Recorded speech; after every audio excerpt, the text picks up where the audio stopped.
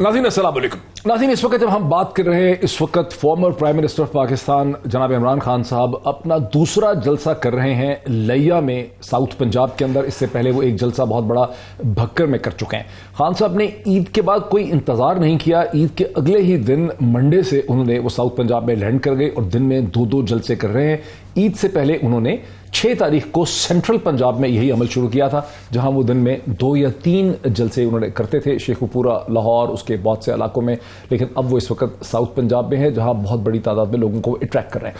दोनों ही जमातें इस वक्त, एक तरफ PMLN है मैदान में, एक तरफ PTI है। दोनों ही दावा करते हैं कि वो इलेक्शन जीत जाएंगे।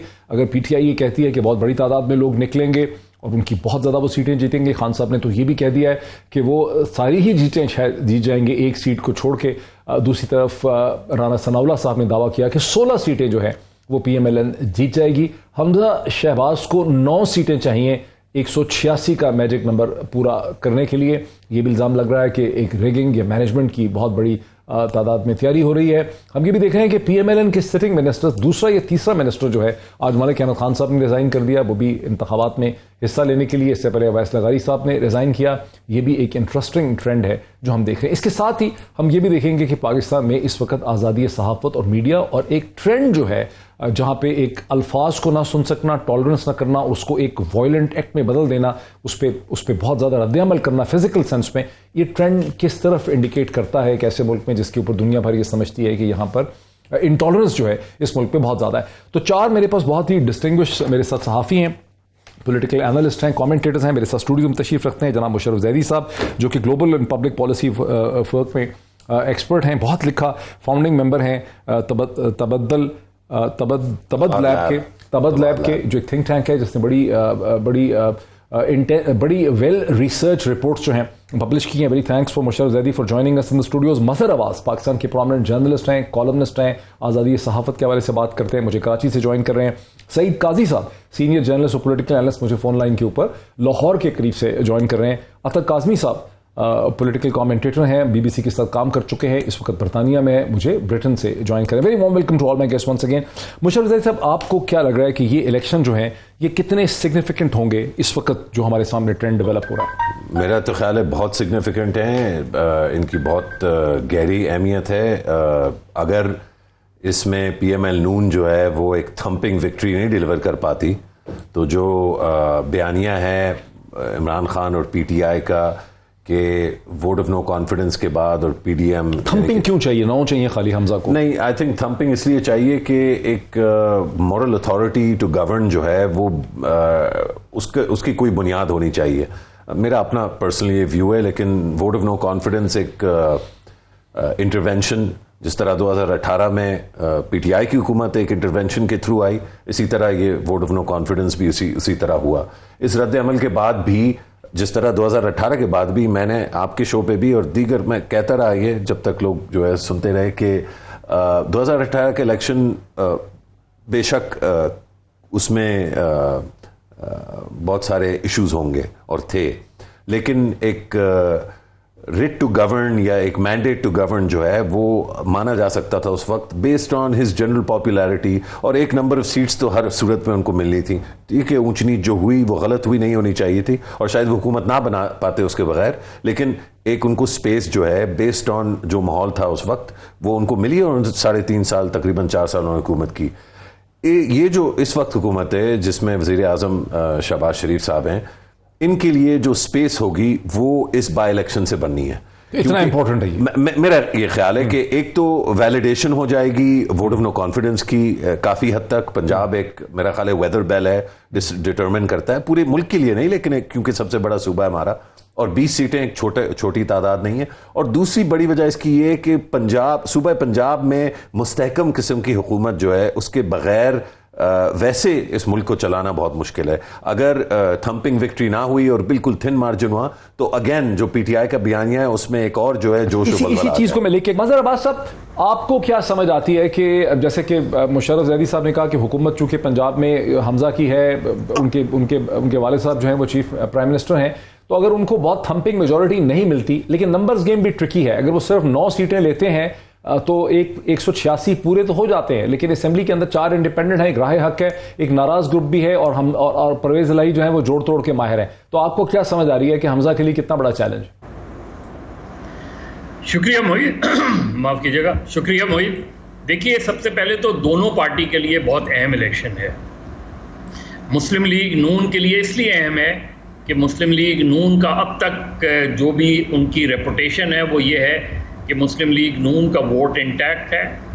मुस्लिम लीग नून इससे पहले के बाई इलेक्शंस जीतती आ रही है, और मुस्लिम लीग नून जाहिर है अगर ये शिकस्त होती है मुस्लिम लीग नून को, तो इससे आइंदा इलेक्शन पर बहुत बुरे असरात पड़ेंगे उनके लिए। तो ये तो मुस्लिम लीग नून का सीधा सीधा वो है कि उन्हें बिल्कुल ज़्यादा से ज़्यादा नशिस्तें हासिल कर दी हैं। 9 या 10 का टारगेट नहीं है उनका, क्योंकि 9 या 10 नहीं भी होती, 9-10 सीटें वो जीत लेते हैं। नहीं सर, 9 या 10 सीटें अगर जीतते हैं तो वो मुस्लिम लीग नून के लिए कंफर्टेबल पोजीशन नहीं होगी, जिस तरह आपने खुद भी कहा, वैसे भी कंफर्टेबल पोजीशन नहीं होगी, और इवन अदरवाइज भी कि अगर वो इतनी सीटें जीतते हैं तो इसका मतलब ये हुआ कि इमरान खान जो है वो तमाम तर जो पिछले 3-3.5 साल में उस्मान बुज़दार पे तनकीद होती रही सारे उनकी परफॉर्मेंस पे, तो उनकी परफॉर्मेंस इतनी बुरी नहीं हुई। और याद रखें कि इसमें इन इलेक्शन में 20 में से 10 सीटें ऐसी हैं जो आज़ाद उम्मीदवारों ने जीती हैं। तो इसमें 2-3 चीज़ें इमरान खान के लिए इसलिए इम्पॉर्टेंट है ये इलेक्शन, और इसलिए ज़्यादा से ज़्यादा सीटें उनके लिए इम्पॉर्टेंट है कि उनका पूरा बयानिया बेस करता है, उनकी पूरी तहरीक बेस करती है कि हमें सिर्फ जलसे जुलूसों नहीं बल्कि वो पोलिंग स्टेशन तक और बैलेट बॉक्स तक में कामयाबी हासिल हो रही है। और ये इसलिए खान नशिस्तें नहीं मिलती तो ये इमरान खान और तहरीक इंसाफ के लिए एक झटका होगा। तो मेरे ख्याल है दोनों जमातों के लिए ये मेक और ब्रेक है, और इस इलेक्शन में मुझे कोई अनडिसाइडेड वोटर नहीं लग रहा, कोई ऐसा वोटर नहीं नजर आता कि जो अभी तक डिसाइड नहीं कर पा रहा कि कहाँ जाए। बहुत क्लियर कट इलेक्शन है। एक फैक्टर तहरीक लब्बैक का जरूर है, लेकिन मेरा ख्याल है इतना पोलराइज्ड इलेक्शन अमूमन 50% आता है वोट, यहां आप समझते हैं कि 60-65% वोट भी टर्नओवर हो सकता है? मुझे बिल्कुल ये लगता है, क्योंकि टेंस इलेक्शन है, कांटे का इलेक्शन है, दोनों के स्टेक्स बहुत हाई हैं, इसलिए मुझे लगता है कि ये टर्नआउट ज्यादा होगा। टर्नआउट ज्यादा होगा। सईद काज़ साहब, अगर टर्नआउट ज्यादा होता है और हमजा को 9-10 सीटें चले उनको मिल जाती हैं, कहा जा रहा है कि उनके लिए इंतजामिया जोर भी बहुत लगा रही है, जिसकी हुकूमत होती है, स्टेक्स भी बहुत ज्यादा हाई हैं, मिस्टर XY का भी इल्जाम बहुत ज्यादा लग रहा है। लेकिन अगर हमजा सिर्फ 9 ही सीटें लेते हैं, 10 ही सीटें लेते हैं, तो क्या होगा? आपको क्या समझ आ रहा है? आप तो ज़ाहिर है पंजाब की पॉलिटिक्स को बहुत, मैं आपको रोज सुनता हूं, बहुत गहरा देखते हैं। देखिए डॉक्टर साहब, जो अगर तो मैनेज होना है तो ये हो जाएगा। अब इसको देखने के 2 पहलू हैं। एक तो ठीक है, हमारा पेशा है सियासी तजज़िये करना, कौन जीतेगा, कौन बनेगा वजीर आजम, कौन बनेगा करोड़पति, तो इस लेवल तक तो ये बातें हमारी बहुत अच्छी। लेकिन बात ये है कि इस मुल्क में ये 20 सीटें मुस्लिम लीग नून ले जाए या 20 PTI ले जाए या चले आधी आधी कर लें, ये इस वक्त मसला क्या है? मसला ये है कि आपका एक इकोनॉमिक कोलैप्स हो गया है और आपके पास 5 हफ्ते से ज्यादा इंपोर्ट के पैसे नहीं है और आपको IMF कुछ नहीं दे रहा। ये है ये। बाकी इलेक्शन जो है, ये मुझे पता है कोई भी जीत जाए, ठीक है, तो क्या जमीन पे फर्क अवाम को? आप बिल्कुल सही कह रहे हैं, आप बिल्कुल सही कह रहे हैं कि अवाम को तो पाकिस्तान के माशी और पॉलिटिकल चैलेंजेस हैं उनमें और गवर्नेंस के चैलेंजेस में फर्क नहीं पड़ेगा। लेकिन थोड़ा सा ये एक्सप्लेन कर दें कि जब ये जो क्राउड मोबिलाइजेशन इतनी हो रही है जो सेंट्रल पंजाब में और साउथ पंजाब में इमरान खान कर रहे हैं, और उसके मुकाबले में हम देख रहे हैं कि उस किस्म की क्राउड मोबिलाइजेशन दूसरी साइड से नहीं हो रही। पता तो इलेक्शन के दिन ही चलेगा, लेकिन अगर टर्नओवर भी बढ़ जाता है तो इसका क्या इंपैक्ट होगा? फिर जो आपने कह रहे हैं कि मैनेज हो ही जाएगा, अगर टर्नओवर ही 60% से ज्यादा होता है फिर भी मैनेज हो जाएगा? जमीन पे सूरत हाल ये है कि जो एक तो वैसे लोगों का बुरकस निकल गया, दूसरा वैसे डिस्क्रेडिटेड थे ये, तीसरा किधर से हम इखलाक किधर से लेके आए जहाँ पे जमानतों पे हों आपके हुक्मरान, और जो किस तरह होता रहा। और अब देखना ये है कि ये 17 तारीख को मैनेज कैसे होना है। इसमें देखिए, क्योंकि मैं इसको एज ऑफ एक्सपोजर कहता हूँ, क्योंकि ये टेक्नोलॉजी ने, मीडिया ने, हर आदमी के हाथ में कैमरा है। इस वक्त पाकिस्तान में 18 करोड़ साथी हैं अपने तई, जो और उनमें वो भी होंगे। तो ये अब इसको अब कैसे मैनेज करते हैं? कैसे मैनेज करें? वो बात ठीक है आपकी, ठीक वो है। अब बात आपकी ठीक है कि ऊपर हुक्मरान इशराफिया के हवाले से स्टेक्स बड़े हाई हैं, अवाम के कोई स्टेक्स नहीं है, अवाम को कोई सस्ता पेट्रोल नहीं मिलना, 20 सीटें कोई एक ले जाए या ठीक है, दूसरा ले जाए। जरा अतर काज़मी साहब को आने दीजिए। आम आदमी से कट चुकी है। अतर काज़मी को आने की दीजिए। बात करते हैं, ठीक, अतर काज़मी की बात कर लेते हैं। अच्छा क्विकली Sorry? मैं जरा अतर काज़मी साहब को भी ले लूं, आप मेरे साथ ही हैं। अतर काज़मी साहब, आप कैसे देख रहे हैं? आपने तीनों लोगों को, हमारे गेस्ट को सुन लिया, आप कैसे देख रहे हैं?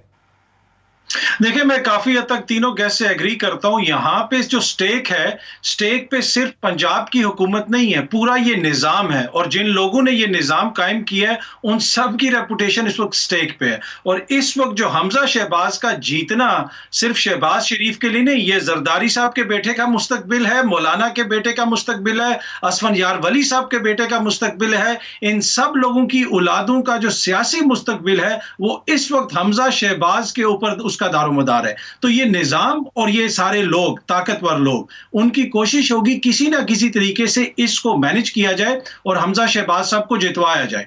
अगर हमजा शहबाज हारते हैं तो सेंटर के अंदर भी हुकूमत कायम रहना मुश्किल हो जाएगा। दूसरी बात है कि जो इमरान खान साहब का बयानिया है वो भी स्टेक पे है। अगर इमरान खान साहब हार जाते हैं तो फिर ये जो बयानिया उन्होंने जो लहर बनाई है, लोग कहेंगे कि जनाब ये जलसों की हद तक तो थी लेकिन ये वोट में कन्वर्ट नहीं हो सकी। लेकिन उसमें फिर जो दूसरा फैक्टर है मिस्टर एक्स वाला, और आज इमरान खान साहब ने दोबारा बात की और उन्होंने कहा वो जो ताकतवर लोग हैं जिनके पास ताकत है, आपने फैसला करना है कि साफ और शफाफ इलेक्शंस होंगे या फिर हम श्रीलंका वाली सूरत-ए-हाल की तरफ जाएंगे। तो मेरे ख्याल में पाकिस्तान की तारीख का ये बड़ा ही इंपॉर्टेंट इलेक्शन है। इसमें बहुत सारों का मुस्तकबिल जो है ना वो स्टेक पे लगा हुआ है।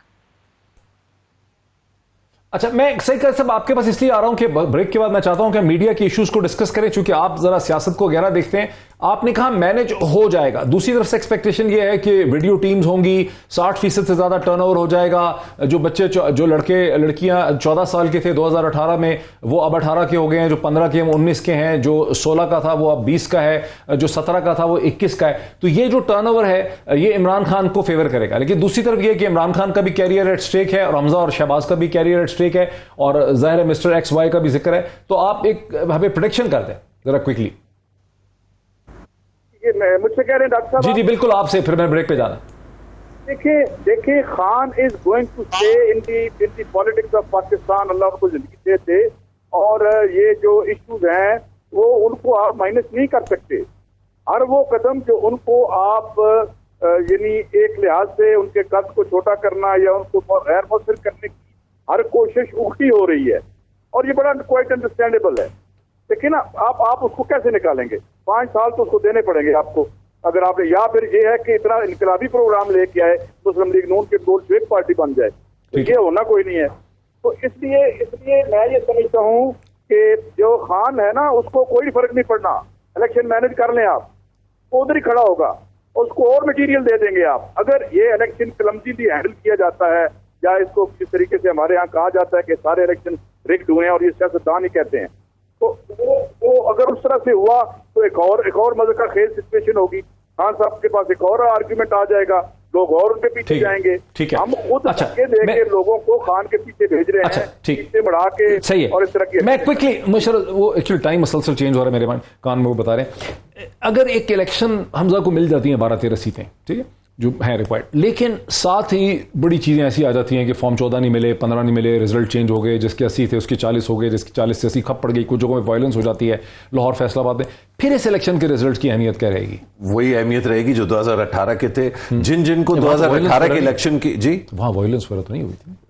18 के इलेक्शन में वायलेंस नहीं हुई। आप चेक कर लें कि कितनी हलाकतें हुई थी 18 के इलेक्शन में, कितने कमरे बंद किए गए थे, कितने जगह पे ये जो फॉर्म 14, 15, 16, 13, 14, 15, 16 मुख्तलिफ तरह के फॉर्म्स थे वो गायब हुए। ये सारा कुछ कोई छुपा ढका तो नहीं था। तो अगर वो 2018 में हम सब के लिए काबिल कबूल था, जो किसी न किसी हद तक हम चारों के लिए था, जो चार हम हैं और 5 हम 5 हैं, हम 5ओं के लिए किसी न किसी हद तक ये काबिल कबूल था। अदरवाइज हम शोर मचाते रहते, लेकिन हमने नहीं मचाया। हमें पता था कि भाई पाकिस्तान में जो हुदूद हैं उनके अंदर जो है थोड़ा बहुत शोर मचा लिया, कभी आप ज्यादा लेफ्ट पे चले गए, कभी हम ज्यादा राइट पे चले गए, वापस हम दायरे के अंदर ही रह के बॉल को खेलने की कोशिश करते हैं। कश्मकश भी शुरू हुई, हुकूमत के लिए करना भी, गवर्न भी करना मुश्किल। कोई खास तो नहीं यार, सबसे ज्यादा जो मुश्किल वक्त था हुकूमत के लिए वो TLP ने फराम किया। ज्यादा से ज्यादा अगर आप ये याद करें तो मौलाना साहब का नवंबर 2019 का जलसा था, वो भी बगैर इजाजत के वो नहीं होना था।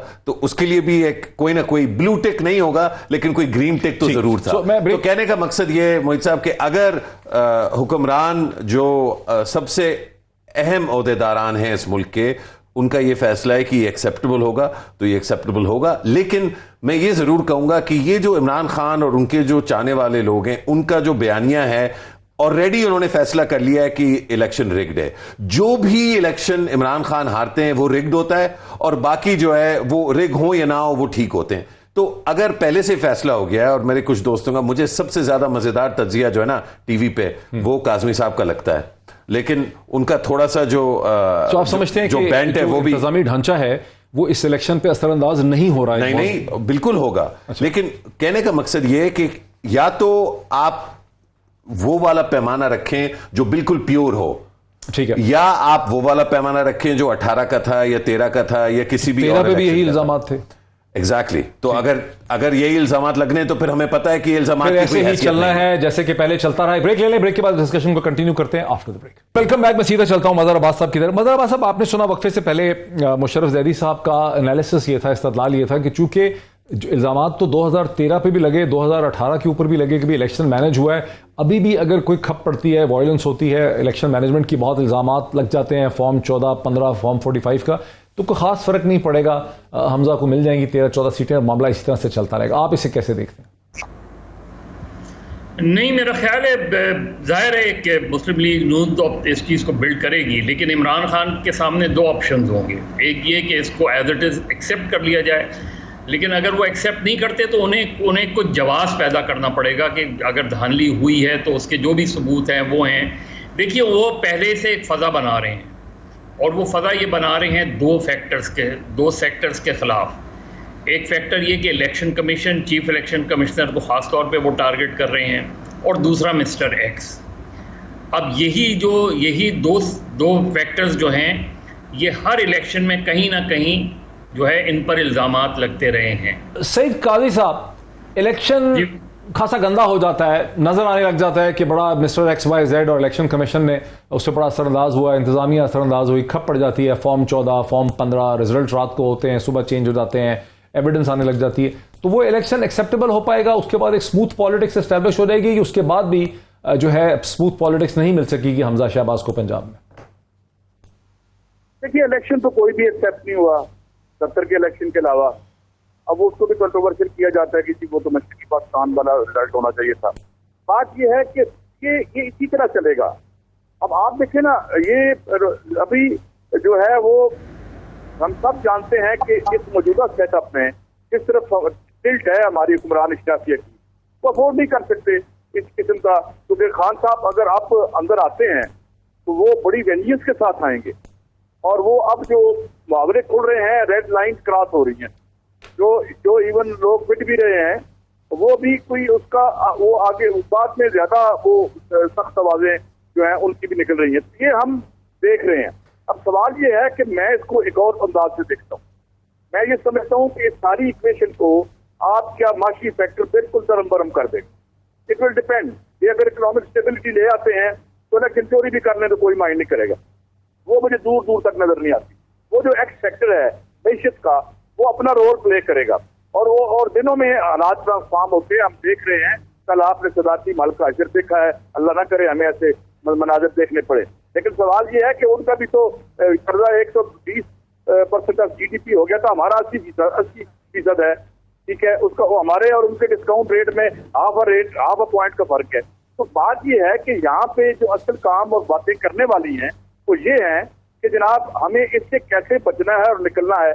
अब बात मसला क्या है, इसमें से हमें जो है वो वजीर खजाना साहब ने निकालना है, ये जो हमारे वजीर खजाना है, और फिर ऊपर हमारे वो हुक्मरान है, नीचे ये पंजाब में ये बैठे हुए हैं, इसी को इस बुरान से निकालना। सो बेसिकली तौर पे सईद काजी साहब, आप ये समझते हैं स्कोर से नहीं हो रहा, कोई नहीं हो रही कि मसला क्या है। इलेक्शन के रिजल्ट कुछ भी आए, पाकिस्तान के माशी और पॉलिटिकल जो क्राइसिस है उसका कोई हल इन इलेक्शन के नतीजे में नहीं निकल सकेगा, चाहे कुछ भी इलेक्शन के रिजल्ट आए। अतर काजी साहब, आपकी राय है? और हाँ ठीक है, मतलब आपके हर बंद राय तो ले रहे हैं, तो अतर काजी साहब आपका भी यही फीलिंग और एनालिसिस है कि ये इलेक्शन से कोई रिजल्ट्स किसी भी तरफ हो, लेफ्ट राइट, इसका कोई इस पाकिस्तान के मसाइल का हल नहीं? आप तो ऑब्वियसली उस तरह नहीं निकलेगा मसाइल का हल, तो जब तक इकोनॉमिक आपके मसले ठीक नहीं होंगे। लेकिन क्या इसके रिजल्ट के बाद रिएक्शन भी वैसा ही आएगा? मैं थोड़ा सा डिफर करूंगा। पहले मुशर्रफ भाई भी यहाँ पे जिक्र कर रहे थे, देखें हमने गुज़िश्ता 3 सालों के दौरान देखा कि वो तमाम जमातें जो एक दूसरे के खिलाफ थी वो इकट्ठी हुई, उन्होंने जमीन आसमान का जोर लगा लिया। ना वो सड़कों पे उस तरह लोगों को निकाल सके, ना वो कोई बयानियां बना सके। नवाज शरीफ साहब, उनकी जमात इस्टेब्लिशमेंट के खिलाफ खौफनाक बयानियां लेके चले, लेकिन वो कुछ तासुर नहीं कायम कर सके। अब हालत ये है कि वो लोग जो बयानियां कंट्रोल करते थे वो अब एक ट्वीट करते हुए भी डरते हैं, वो ट्वीट नहीं कर सकते। तो अब हालात बहुत डिफरेंट है। जिस तरीके से इमरान खान चीजों को लेके चल रहा है, अगर कोई ये समझता है कि वो बयानिया को कंट्रोल कर लेंगे और चीजों को कंट्रोल कर लेंगे, मेरे ख्याल में वो थोड़ा सा जो है मुश्किल होगा हर किसी के लिए। और हालिया दिनों में इसकी हमने क्लियर मिसाल देखी है। तो दूसरा बाकी ये है कि जो भी नतीजा निकलेगा, अगर किसी बड़े पैमाने पे धांधली नहीं होती ऑन द डे, अब ऑन द डे अगर आप बड़े पैमाने पे धांधली करेंगे तो वो पकड़ी जाएगी। ये नहीं हो सकता कि आप 35,000 वोट एक्स्ट्रा डाल देंगे। आजकल अगर धांधली विजिबल होती है तो उसके खिलाफ एक रद्द अमल होगा। मुशर्रफ पे वापस आ जाते हैं। मुशर्रफ कहते हैं कि हालात में एक फर्क पड़ गया। वही कहते हैं कि पब्लिक ओपिनियन के अंदर ये नहीं, मैंने सुना, जैसे मैंने पहले कहा, कासमी साहब का तज्जिया जो है one of my favourites in the discourse today. देखें, और ये भी बड़ी, लेकिन फंडामेंटल्स आप समझते हैं नहीं चेंज हुए इस ढांचे के? देखिए, ना सिर्फ फंडामेंटल्स नहीं चेंज हुए, बल्कि ये जो हमारा कहना है कि अगर पकड़ी जाएगी, मेरा कहना ये होगा कि चाहे पकड़ी जाए या नहीं, जो पावर ऑफ नैरेटिव है इस वक्त इमरान खान के पास, उनके सपोर्टर्स के पास, वो हकायक से इतनी ज्यादा जुड़ी हुई नहीं है। और ये मैं तनकीदन नहीं कह रहा, ये मैं तारीफन कह रहा हूं।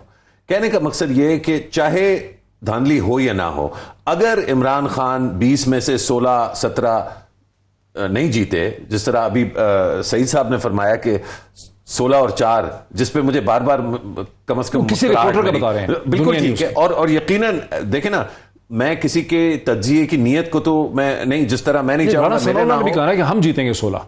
किसने कहा? राना सनाउल्लाह साहब ने। तो देखे ना, अब ये दो मुतजाद पहलू हो गए ना। 16 और 4 जो है PML नून के हक में मिनिस्टर ऑफ इंटीरियर कह रहे हैं, और एक ऑन द ग्राउंड रिपोर्टर जो है वो 16 और 4 PTI के हक में। इमरान खान साहब का भूल गए, वो कह रहे हैं 19 लेंगे।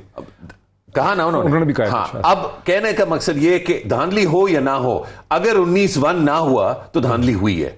और इमरान खान ने ये फैसला करना है कि उन्होंने ये बयानियां आगे लेके चलना है, और ये बयानियां चलेगा नहीं, और ये बयानियां सिर्फ चलेगा नहीं। पॉलिटिकल रेट्रिक होता है ना, कि अगर इमरान खान को 14 मिल जाती हैं सपोज, तो फिर क्या कहेंगे वो? कुछ नहीं कहेंगे, नहीं तो खुश शफाता मनाएंगे, कहेंगे 2 और भी मिलनी थी।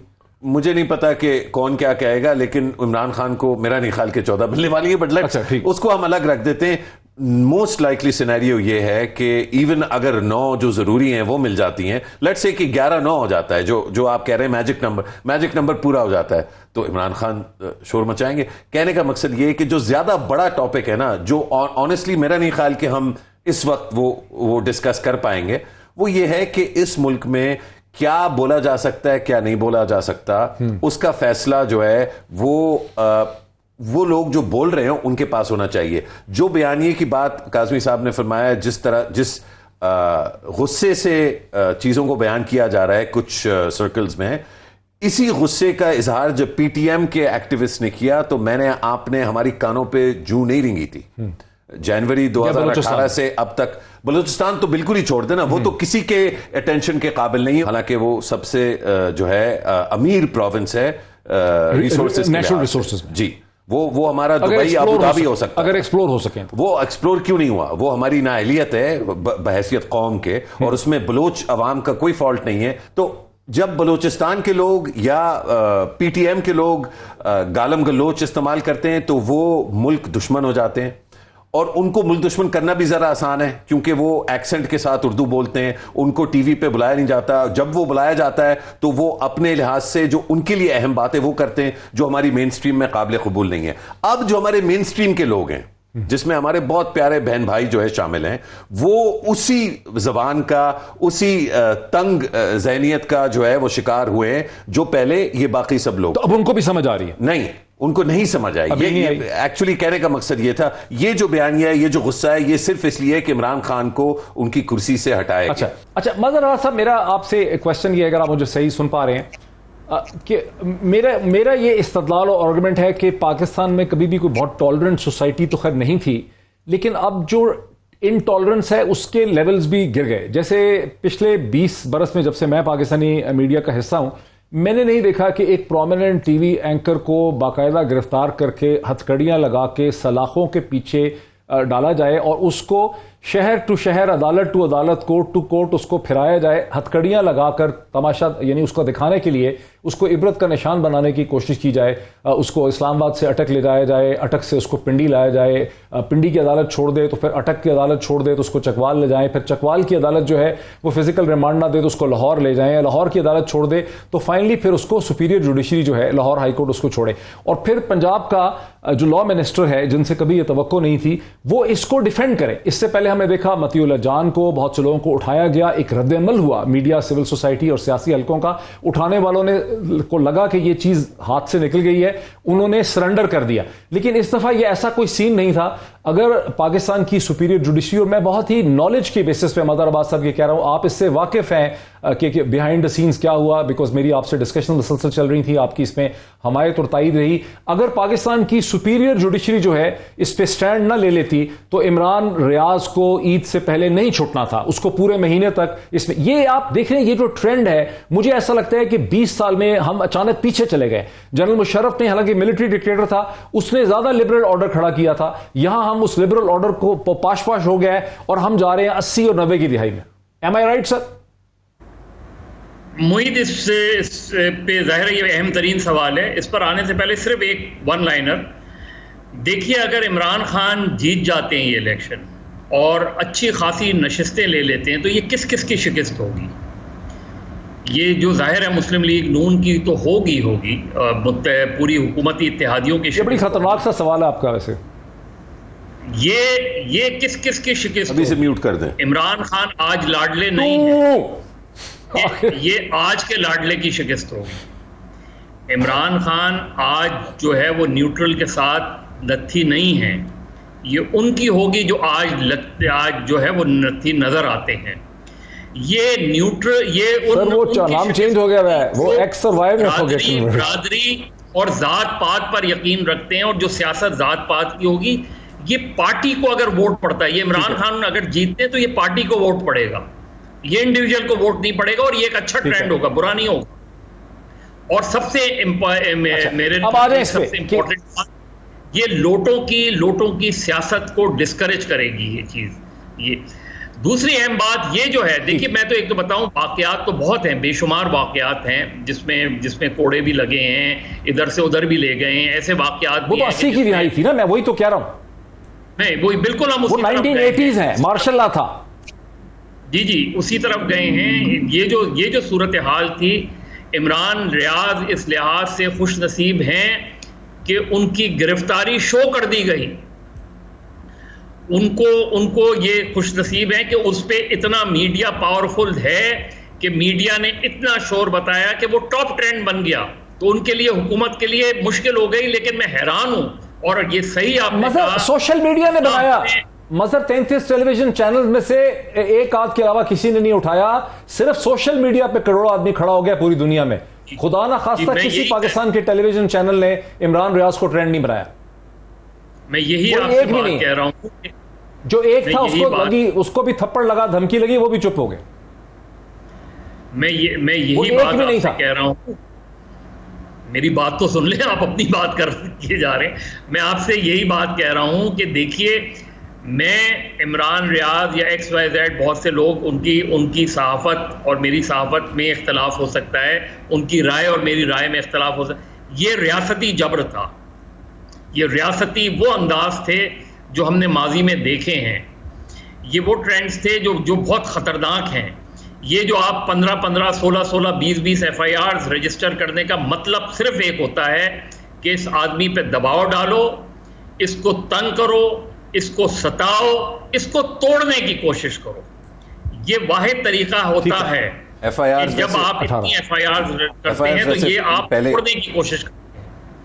और वो मुझे नहीं लगता, मैंने इमरान रियाज जब रिहा हुआ मेरी बात हुई थी, मुझे नहीं लगता कि सत्ता अच्छा, मैं सर एक सेकंड, मजहर अब्बास भी मुशर्रफ भी कुछ कहना चाह रहे हैं, मैं एक और टॉपिक की तरफ जाना चाह रहा हूं, आप क्विकली कमेंट। वेरी क्विकली देखिए, मजहर अब्बास तो हर दफा जो है आवाज उठाते हैं, लेकिन हमारे व्यूअर्स के लिए बड़ा अहम है कि कितनी FIRs नजम सेठी के खिलाफ काटी जा चुकी हैं, कितनी जो है हामिद मीर के खिलाफ काटी जा। देखें, हमारा इख्तलाफ इमरान रियाज से भी हो सकता है, हामिद मीर से भी हो सकता है, मेरा आपसे भी हो सकता है रहता है, सख्त इख्तलाफात है। क्या मैं चाहता हूं कि आपको उठा के जेल में डाल दिया जाए क्योंकि आपकी मेरी बनती नहीं है? मैंने एक्सप्लेन यही किया है, मैंने मुशर्रफ यही हम कंसिस्टेंट नहीं है। आज हम रियाज के लिए बोल रहे हैं, इमरान रियाज के लिए मैं भी बोला हूं, लेकिन हमने हमेशा से इस तरह आवाज नहीं उठाई। मैं थोड़ा सा एक और टॉपिक चल रहा, गिरफ्तारियां नहीं हुई ना, सलाखें नहीं हुई हैं, FIR काटी, उठा भी लिया गया, मतियुल अजान को जो उठाया गया और लोगों को उठाया गया, उमर चीबा को उठाया, ये नहीं गोलियां लगी है यार, गोलियां लगी, सार आलम को गोली लगी है, आपने उस पर भी आवाज उठाई थी, मुझे मैंने उठाई, मैंने कॉल भी किया,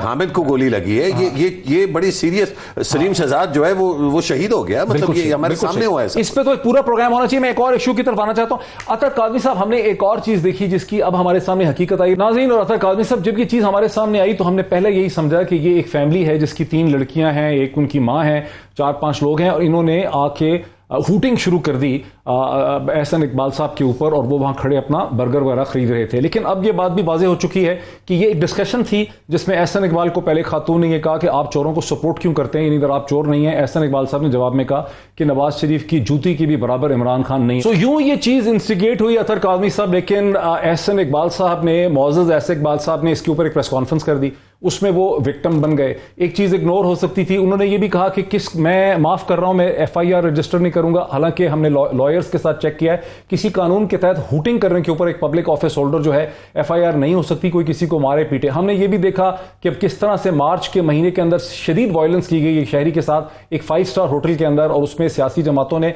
ना तो मजम्मत की, दोनों बड़ी सियासी जमातों ने जो इस वक्त मजम्मत कर रही हैं, ना FIR रजिस्टर हुई, ना होटल ने कुछ किया। यहां से इन लोगों के फेशियल इमेजेस निकाल के फैमिली का ताकुब किया गया, जो हमारे पास बड़ी मुसद्दिका इतलात हैं कि गवर्नमेंट की एजेंसीज जो थी उनको इस्तेमाल किया गया। अता तारड़ साहब इसको लीड कर रहे थे, जिसके नतीजे पे इस फैमिली को डायर कॉन्सिक्वेंसेस की थ्रेट्स देके उनको कहा गया कि लाहौर से नौरोवाल जाएं माफी मांगने के लिए। और फिर एहसन इकबाल साहब ने बहुत ही प्राउडली जो है उसको ट्वीट भी किया। ये मुझे लगता है कि ये तो एक ऐसी चीज खड़ी हो गई है जो क्लियरली 1980s में चले गए हैं, बिल्कुल ओपन फैशिज्म है। देखिए, ऑब्वियसली जो एहसन इकबाल साहब के साथ वहां पे वाकया पेश आया नापसंदीदा है, लेकिन जमहूरी माशरों में ये तो आए रोज इस तरह की चीजें होती हैं। बरतानिया में, यूरोप में, अमेरिका में आप आए रोज मिनिस्टर्स को, सेनेटर्स को देखते हैं, लोग उनको हैकल भी करते हैं, और बेलातादाद मिसालें जो मैं आपको यहाँ पे दे सकता हूँ। इसमें मसला क्या है? मसला ये है कि यहाँ पे कौन लोग इसके ऊपर ज्यादा तनकीद कर रहे थे। हमारे यहाँ एक ऐसी सख्त लफ्ज है, मैं सख्त लफ्ज यूज नहीं करता, ऐसी हिपोक्रेसी है कि अगर आप इखलाकियात की बात करें, ज्यादातर लोग वो यूथ की इखलाकियात के हवाले से बात कर रहे होते हैं जो एक पार्टी के सपोर्टर्स के लिए एक इंतहाई गलीज गाली से निकला हुआ, मिसोजिनिस्टिक गाली से निकला हुआ लफ्ज इस्तेमाल करते हैं, जो एहसन इकबाल साहब ने भी उस वाकये के बाद एक खातून के लिए इस्तेमाल किया। क्या एहसन इकबाल को वो जुबान इस्तेमाल करनी चाहिए थी ट्विटर के ऊपर? फिर क्या उन्होंने उसके ऊपर माफी मांगी? फिर उन्होंने उसमें गोगी का जिक्र भी कर दिया, पीरनी का जिक्र भी कर दिया, फिर उन्होंने उस फैमिली को अपने घर बुला के सामने बिठा के माफी, हो सकता है फैमिली खुद गई हो, लेकिन किसी भी महजब मगरबी माशरे में एक ताकतवर हुकूमती शख्सियत आम शहरी को घर बुला के, और आम शहरी बेशक अपनी मर्जी से माफी मांग रहा है, सोशल मीडिया के ऊपर उसकी तस्वीर शेयर करे, तो क्या मीडिया के अंदर आपको आउटरीच नजर नहीं आएगी? लेकिन यहां पे हमारे मीडिया के दोस्तों ने यह कहा कि इस फैमिली को निशाने इबरत बना दो, इसको पुलिस के हवाले कर दो। भाई कौन सा उन्होंने ऐसा जुर्म कर दिया? छोटी सी आपको मिसाल दूंगा, गॉर्डन ब्राउन ने एक खातून को हैकल करने के ऊपर तंग नजर कहा था, बरतानवी वजीर आजम को 200 मील सफर करके वापस उसके घर जाना पड़ा खातून के, और माफी मांगनी पड़ी, इसलिए कि मीडिया में आउटरीच आ गई। तो यहां पे हमारे मीडिया का जो मिजाज है वो भी उसके दौरे में आ रहे हैं। जी, बिल्कुल, मेरे पास वक्त बड़ा कम है। मुशर्रफ साहब, क्या एहसन इकबाल साहब को इतना शदीद रद्द-ए-अमल करना चाहिए था हूटिंग के ऊपर? बिल्कुल भी नहीं। ना वो हूटिंग होनी चाहिए थी, ना कोई रिएक्शन होना चाहिए था। ट्विटर पे आप भी रोजाना, और हम भी, और बाकी जो दोस्त हैं, मजहर भाई भी मैं देखता हूँ, काज़मी साहब भी, हम सबको तारीफ भी होती है, गाली भी निकलती। 100 में से एक आध बंदा जो है वो कोई अच्छी बात कह जाता है जिसकी बदौलत हम जो है उसके लिए दुआ करते हैं, खुश भी होते हैं। अल्लाह का शुक्र है, ये बहुत बड़ी एक मैं समझता हूँ एक वकार और एक एजाज है कि लोग आपकी बात को सुने और पसंद करें। और 50 एक बंदा जो है वो या 30 या 40 डिपेंडिंग ऑन किस तरह का मूड है, क्या टॉपिक है, कौन बात कर रहा है और क्या बात कर रहा है, आपको गालियां भी पड़ती हैं। आप उसको जवाब देने में अगर लग जाएं तो सिर्फ आप इसी पे रह अच्छा, मैं सही काजी साहब आपको नहीं ले पाऊंगा, वक्त मेरा खत्म हो गया। अंग्रेजी की एक प्रोवर्ब के ऊपर जो कि अमेरिकन लिटरेचर का प्रोवर्ब है उस पर मैं बात को खत्म करता हूं। Sticks and stones may break my bones, sticks and stones may break my bones but words can never hurt me. ये बेसिक कार्डिनल प्रिंसिपल है वेस्टर्न डेमोक्रेसी का। काश के पाकिस्तानी सियासत में इसकी अंडरस्टैंडिंग हो सके। आज इतना ही, फिर आपसे मुलाकात होती।